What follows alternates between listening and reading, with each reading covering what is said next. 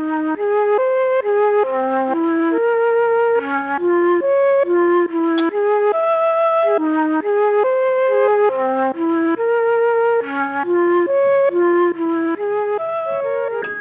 everyone and welcome back to another video. Today is going to be a day in my life vlog. I've got some reading to do, I've got some research to do. It should be a lovely, productive, cozy day. Like I'm not running late, but I'm almost running late because I'm going to be going for a walk with a friend of mine. It's quite early. What time is it? 7:36 a.m. I need to leave pretty soon to go for this walk, but I also need to eat breakfast. I have overnight oats. This is my first time putting protein powder in my oats, so I'm worried the texture is going to be gross. Let's see.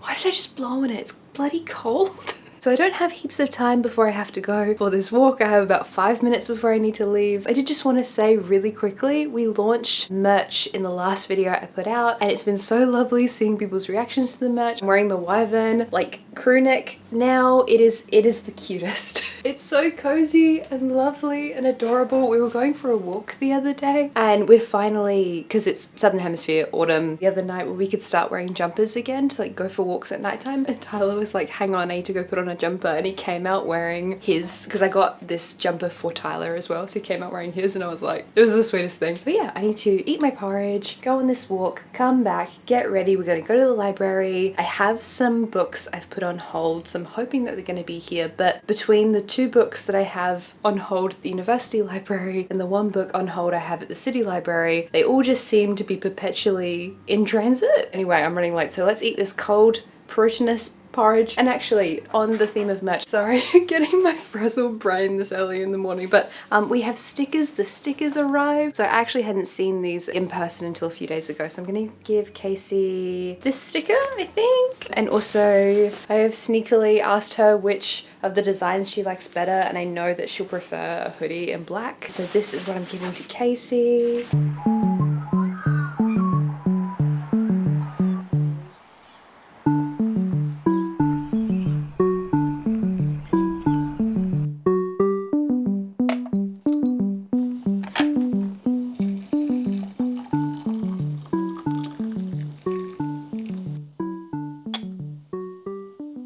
Hello, I'm back from my walk. One of my beautiful best friends who I went on that walk with, I gave her the strongman hoodie. And again, like I've never had merch before, so this is like such a fun and lovely little novelty thing for me. So I gave her the hoodie and she reacted very, very sweetly. So that was nice. If you're new here, if you're popping back in, I am a writer and I'm currently working on a novel, which is a arty, gothic, fun, speculative, silly but serious novel. Like there's so many things I want to achieve with this novel, and I have finished draft 1. It was a mess. It was an ordeal. It's the most pulling teeth experience of writing a book I've ever had. We're currently on submission for my last novel, which is going by the alias of Project Teacup, which is a 1920s inspired fantasy novel with demons and spirits and set in a cool magical city, and it's about these two women, and I love that book to pieces and it has a part of my soul in it. But my literary agent and I are currently on submission to publishers trying to get a book deal for that book. And then I've also just finished writing draft 1 of Project Spiegeltent. I finished draft 1. That was an ordeal. That felt like pulling teeth. We're moving on from that era, I hope, because I now feel really excited about the story. I've been doing a bunch of research. I have in the past week read like 7 books or something like ridiculous. So I need to finish getting ready for the day. I'd like to quickly film a little video for Instagram because the brand Sonderfleur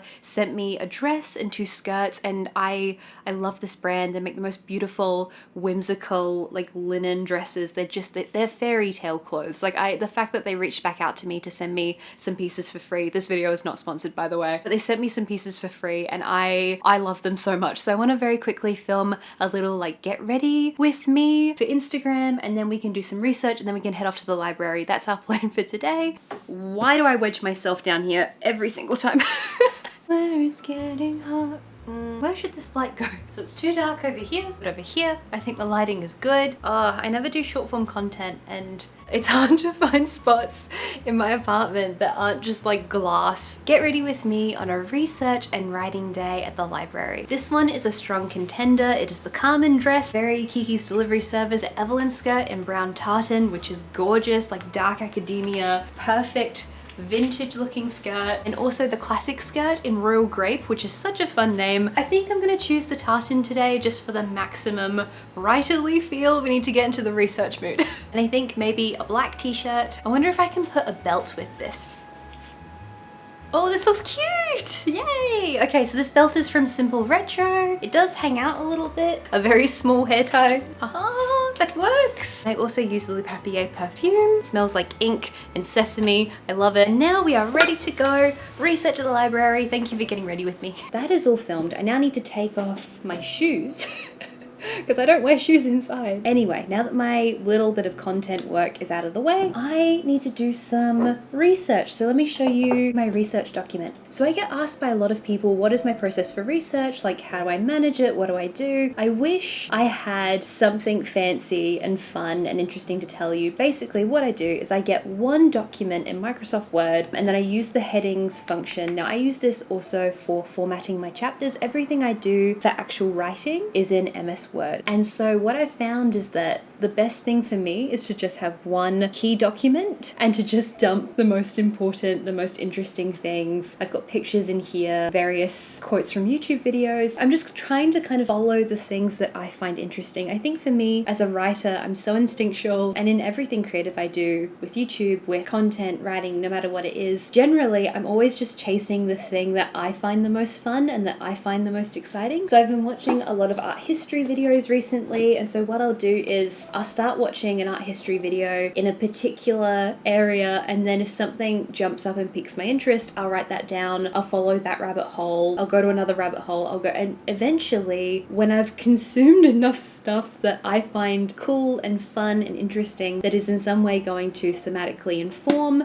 the work or add to some particular detail, I'll just basically chase whatever I find fun and interesting. So I start writing the novel with the general idea of what I want to say, and I get to this point in between draft 1 and draft 2 where I kind of just want to shovel things into the creative world, if that makes sense. Like, I'm reading a bunch of artists' novels at the moment. So I read On Beauty by Zadie Smith. I reread Portrait of the Artist as a Young Man. This is the same method I used when I was doing research for my master's degree. I never ended up finishing that master's degree, so I didn't do the thesis, but I did a lot of the preliminary thesis research, and so it was literally just one Word document. And again, I feel like if it's important, I'm gonna remember it. I have the same method with world building, with basically everything. It's like I want as few documents as possible that I'm referring to actively. So my main folder for spiegeltent right now is basically the draft 2 file, which is blank, the research document, and I think that's it. I only want 2 working files at any one time, and then I'll have a spare folder that just says no, and that will have hundreds of throwaway documents. I'll open up a Word doc, type out some ideas, throw it away, and I'm typing for the process of retaining that information. I'm relying a lot on my memory. I'm realizing I don't want to have to be referring to a wiki,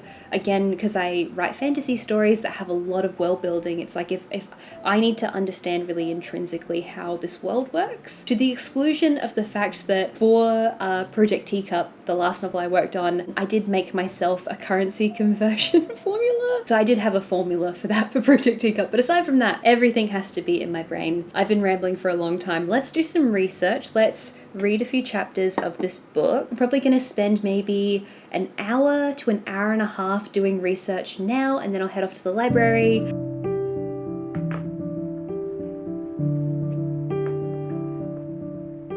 I ended up spending a good couple of hours doing my research, and then I headed over to Veggie, which is closer to the library. I love this restaurant. The vibe is very cute, and I actually meant to vlog more and I totally forgot because I got so into writing, but the vibe is very pretty. I love the lighting. They have really nice vegan food, but I get the satay tofu bowl and it is so solid, so I definitely recommend if you're in Adelaide. But yeah, I essentially just kept on with my research. I'm typing up quotes, I'm typing up things that I'm learning, and this to me is the most fun and self-indulgent and just lovely way to spend my time. As I've mentioned before, it's kind of a rare day that I get an entire day just to write, just to research, just to read books and do all this kind of stuff, because I'm very busy with my job and all that stuff. You've heard it before, but I do really, really love this process. I am such a nerd at heart. I love a fun fact. Like the other night after researching a bunch of this stuff, I was was looking at the Impressionist art movement in the mid-1800s, and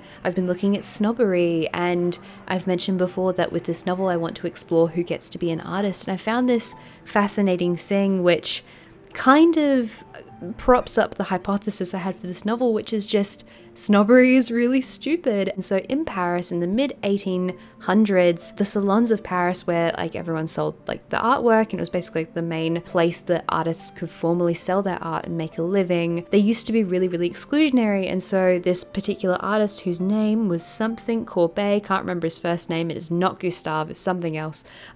This very talented painter who had this real vision for depicting Paris not through the lens of the neoclassic period, which was very popular at the time, but through a more realistic lens, and he wanted to paint the working people of Paris, and this offended a lot of people, and he wasn't allowed to sell his big realistic pieces at the salon in I think like 1847 or 45 or something. And so he ended up like opening his own gallery across the street selling his art, and then the Impressionists came in. We had Monet and Manet and Degas and all of these people, Cézanne, and they were seen as not art because everyone in the establishment wanted the neoclassic period. So at the very beginning, the Impressionists were not seen as fine art, and so people were really, really snobby. And now today we look at painters like Monet and all of these like really talented people, we look at them as fine artists, but at the time in their day they were seen as not real art. And so this is a very windy way for me to say that I think it's bizarre that we as a people are incapable of truly appreciating artists until after they've died. Like it's so interesting because like what are our equivalent of the Impressionists today? And maybe the Impressionists is not a great example because by the 1870s they were really popular, but essentially who are our versions of the Impressionists? And it's probably going to be illustrators, game designers, dare I say it, potentially some kinds of content creators. And no, it's not going to be everyone, but there are going to be central figures from our time today who in 100 years time people will look back at as being really, really talented, and they just won't be appreciated today. Like I have been going down, this is one of the many rabbit holes I've been going down, and I find it really fascinating. I find it really interesting. And again, I have been stuck on the concept of snobbery for a while, and the fact that art is art, creativity is creativity. It doesn't matter what you like, it doesn't matter what you read. I think it's about connecting with people on a human level and making things that are interesting. And so anyway, I've been looking at like fine art versus new kinds of art. It's kind of the thing where if you're doing research for a novel, you don't need to be a historian because you're not writing a history book, but I'm just kind of exploring a bunch of ideas, seeing what I find interesting, seeing what might eventually in some way thematically end up in the work. And yeah, basically just having fun. I love research. I would go back to my master's degree in a heartbeat. I'd love to do that one day. Yeah, I had a great time. Basically, the library was really, really busy. It's still such a lovely spot, but the way the library used to work is you used to have to go through, so it's kind of on a hill where the university is, so you used to have to go through the kind of top ground level of the hub and then go down all of these stairs. And then if you didn't know to go around on level 2, you'd have to go all the way down and then come back up to get to that library. So it was quite confusing and difficult to find because like there was always a door to the outside, but they never had it open. Like they just had glass there. They've now made the choice to open up the door, which I think is brilliant because I think it's lovely to have that library be more used by people. You know, it's so beautiful. The only problem is that it's now packed with people and there's just people constantly walking through because now it's a thoroughfare. So I'm kind of torn because on the one hand, I think it's so lovely that it's more vibrant and there's more students actually using the library. But on the other hand, I'm very easily distracted and I kind of hate having someone sitting directly behind me. I've gotten through heaps of research today, so I'm quite pleased with that. I'm gonna make some tea, do some reading, I think. I've got this mammoth reading list that I'm trying to get through this week because next week I want to start plotting, well, replotting draft 2 of the story. I'm basically gonna do that thing where draft 1, I just chuck in the bin, I don't really reread, we'll ignore it and we'll just literally start again. And I think this is the best way for me to do this. So I'm currently in the middle of Ill Feelings by Alice Hattrick. I'm also currently listening to Cat's Eye by Margaret Atwood. I'm halfway through the second 1Q84 book and I really, really want to finish that. I'm also halfway through The King of Elfland's Daughter. Maybe 1Q84. I really would like to knock that one out. Finish putting this stuff away and then we can do some reading.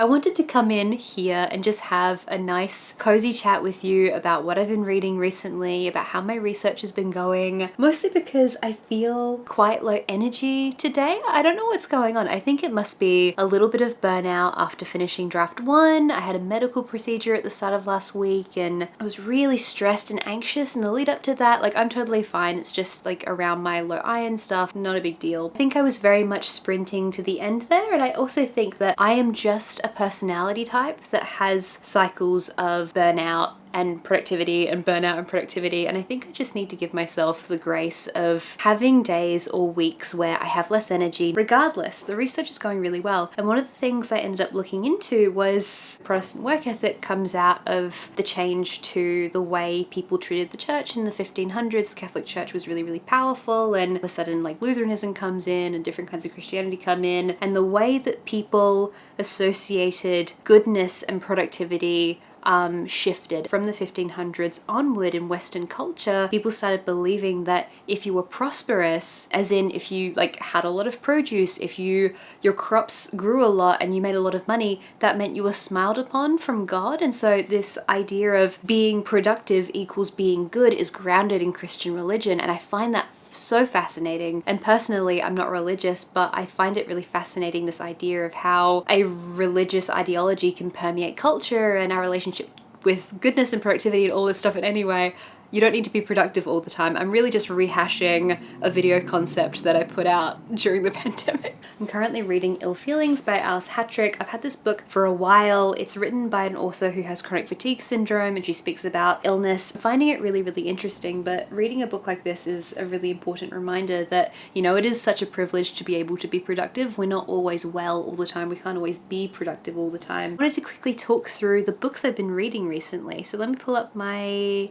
little spreadsheet. In the past fortnight, I have read Jane Eyre, Sea Green, On Beauty, The Unknown Masterpiece, Kiki's Delivery Service, Portrait of the Artist as a Young Man. I finished reading The Anatomy of Story, which I mentioned in one of my previous videos that this is the book I would recommend to people if they want to write novels and they don't really know anything about novel structure or how to start writing a novel. I've now finished it. The first half of that book is a lot better. Well, I think the first half is more compelling than the second half of the book, but I still think the book overall is really, really good. I'd probably give it like 4 stars, maybe 4.3, something like that. Kiki's Delivery Service we're currently reading for the book club, so I finished that.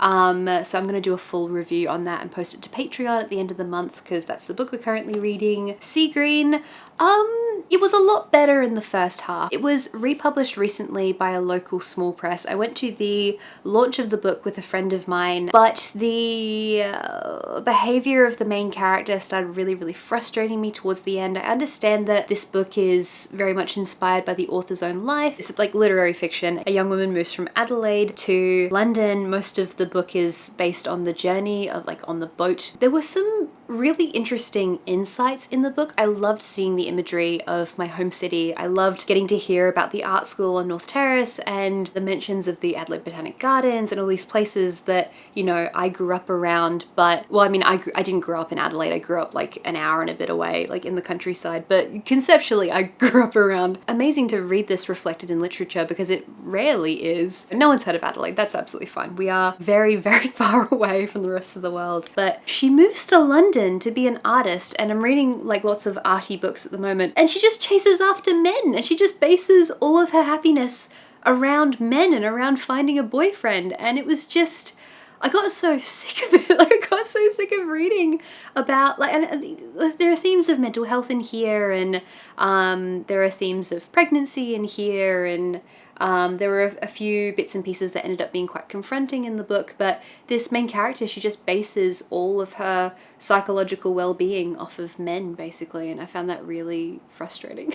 Beautiful writing, beautiful imagery. I liked it much better in the first half, so that was a real shame. On Beauty by Zadie Smith, I thought was beautifully written. I loved the characters. They're all, well, not all of them, but a lot of them are terrible people, particularly Howard. I hate Howard and I love Kiki. This book is essentially about a mixed race American American British family who live in the US in a fictitious town called Wellington, and the dad is a professor, and it's about their kind of rivalry with this other family. They're very liberal, so like American liberal, left wing. In Australia, liberal means like right wing. I don't know why it's different. American liberal values versus conservative values and class privilege, and it was written in 2005, and the writing is so beautiful. Portrait of the Artist as a Young Man, this is a reread for me, and my opinion is kind of the same. Like, Portrait of the Artist doesn't really do much for me. Like, I love Stream of Consciousness, I love the modernists, but I particularly love Virginia Woolf, and for some reason their writing is just so different to me. I've gotten through the vast majority of the research that I want to do for Project Spiegeltent. I'm still going to be doing bits and pieces. Like for Project Teacup, I was still doing research like well into draft 5, draft 6. I like to approach research from the perspective of,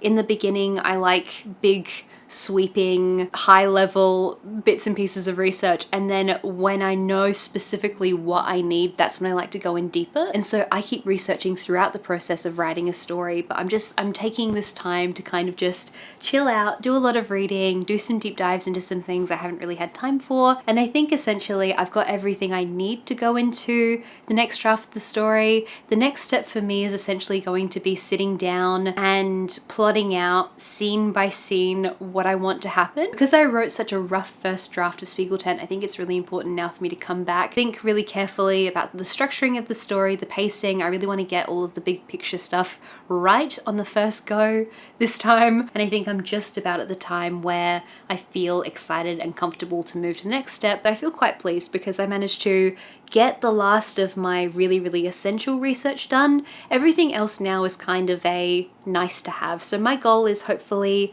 next week to start on plotting, and maybe the week after that I can start draft 1. It's going to depend on a few things. But anyway, I hope you guys enjoyed this video. Thank you so very much for watching. And before I go, I just wanted to say a massive thank you to everyone over on Patreon for supporting my channel, because without my patrons, I wouldn't be able to make these lovely, cozy, chatty videos. Over on Patreon, we have a whole bunch of bonus things, our book club, our private Discord server, writing updates over there. So if you'd like to check out Patreon, please feel free to click the link in the description down below. Take care everyone, and I will see you next time. Bye bye.